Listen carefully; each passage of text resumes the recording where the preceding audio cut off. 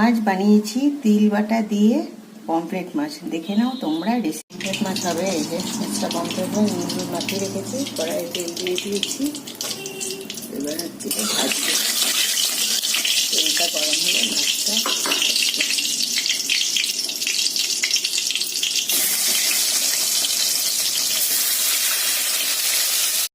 মাছ ভাজা হয়ে গেছে। কড়াইয়ে দিয়ে দিয়েছি পেঁয়াজ, রসুন, কাঁচা লঙ্কা ভাজতে। এটা এখন একটু ভাজা ভাজা হবে। এদিকে তিল আর পোস্ত রেডি করে নিয়েছি। এর মধ্যে আছে তিল, পোস্ত, কাঁচা লঙ্কা দিয়ে একটা মিক্সিতে একটা বেটে নিয়েছি। কড়াইয়ে তিল বাটাটা দিয়ে দিয়েছি, দিয়ে এবার এটা ভালো করে কষাতে হবে।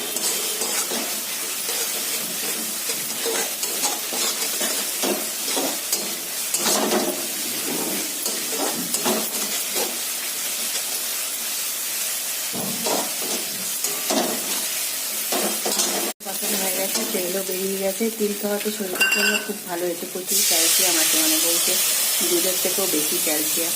তো যাই হোক, সেই জন্য আজকে আমি তিল বাটা দিয়ে পমফ্রেট মাছটা করবো। দেখা যাক খেতে কেমন টেস্ট হয়। তো একটু জল দিয়ে দিলাম। দেখো তো ভালো করে ফুটে গেছে। এবার এই মাছগুলো দিয়ে দিলাম।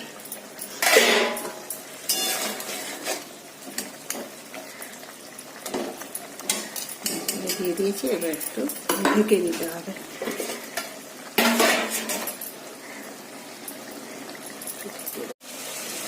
কমপ্লিট আমার তিল দিয়ে পমফ্রেট মাছ। এবার সার্ভ করে নেব।